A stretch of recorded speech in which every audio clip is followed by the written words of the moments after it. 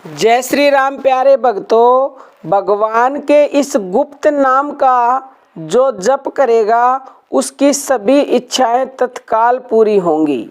कौन सा वो गुप्त नाम है प्यारे भक्तों, जिसके जप से सभी इच्छाएं तत्काल पूरी हो जाती हैं। इच्छाएं नहीं, सभी संकट दूर हो जाते हैं, असंभव कार्य संभव हो जाता है। ऐसा कोई कार्य नहीं जो भगवान के गुप्त नाम जप से हो ना सके, यानी कि संभव हो ना सके।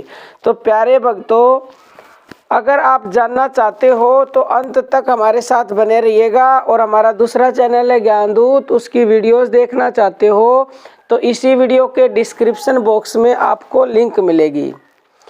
प्यारे भक्तों, कोटि नाम संसार में ताते मुक्ति न खोए, आदि नाम जो गुप्त जप और बूझे बिरला कोय। प्रेमी भक्तों, इस संसार में कोटि नाम है। कोटि कोटि मीन्स जिसकी कोई गिनती ही नहीं है। उनके जप से आपको मुक्ति नहीं मिल सकती। लेकिन जो आदि नाम है, आदि मतलब जो जब सृष्टि नहीं थी तब भी था, अब भी है, और जब सृष्टि नहीं रहेगी वो तब भी रहेगा। और उसी आदि नाम को गुप्त नाम बोला गया है। और ये गुप्त नाम गुप्त जप है और इसको कोई बिरला ही बूझता है।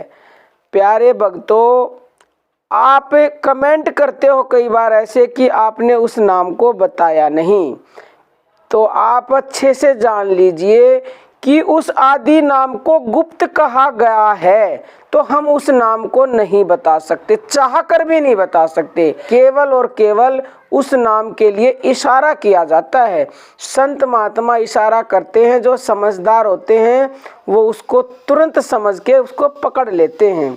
अब आप में अगर जरा भी बुद्धि होगी, दिमाग होगा, भगवान का नाम जब करते हैं तो आप उस इशारे को समझ लेंगे और समझकर उस नाम को पकड़ेंगे, जिसके द्वारा आप उस गुप्त नाम को स्वयं ही अनुभव कर पाएंगे।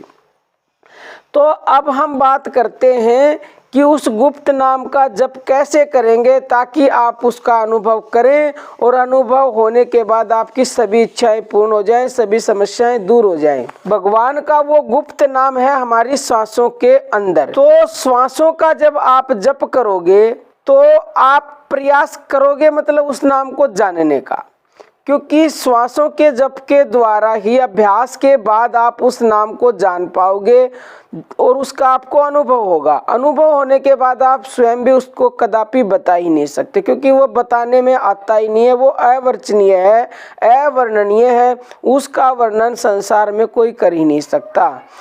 तो श्वासों का जप कैसे करना है? ऊपर श्वास जब हम लेते हैं, यानी जो श्वास हमने अंदर ली उसके साथ नाम को जोड़ देना है। भगवान के जिस नाम का आप जप करते हो उसी को जोड़ दो, किसी भी नाम को जोड़ सकते हो।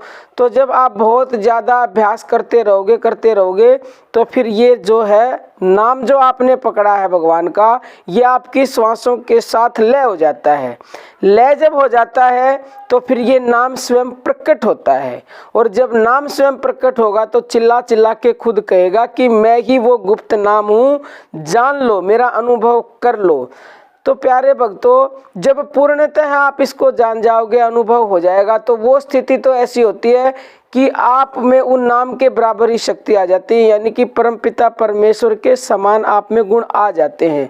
लेकिन अगर आप जानने का प्रयास भी करते हो ना केवल इसको, तो जानने का प्रयास करने से ही आपकी संपूर्ण इच्छाएं पूरी हो जाती हैं, असंभव कार्य संभव हो जाते हैं, दुख सुख में बदल जाता है, हानि लाभ में बदल जाती है। जो आप चाहते हो वो आपको प्राप्त होता है निसंदेह। और प्यारे भक्तों, कबीर दास ने ये खुल्लम खुल्ला कह दिया है कि मैं श्वासों की श्वास में हूँ, ढूंढ सको तो ढूंढ लो।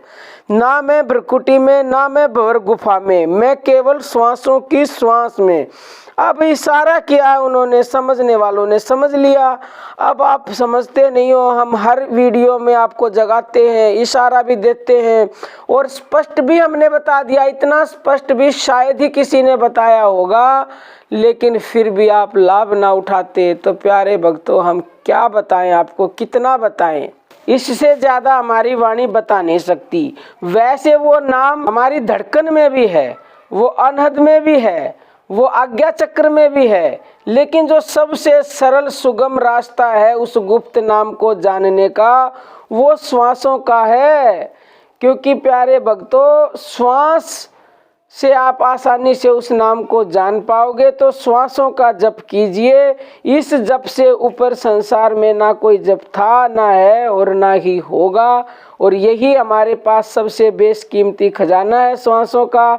तो इनके द्वारा जब आप उससे जुड़ने का प्रयास करोगे तो शीघ्रतम लाभ तो मिलना ही है, क्योंकि इन श्वासों से ही इस संसार में आप हो, अन्यथा आपका कोई वजूद है नहीं। तो प्यारे भक्तों, आप समझ गए होंगे। बाकी प्यारे भक्तों, हम तो आपसे अर्जी कर सकते हैं, मर्जी आपकी है, माने ना माने। अब हम अपनी वाणी को विराम देते हैं। जय श्री राम प्यारे भक्तों।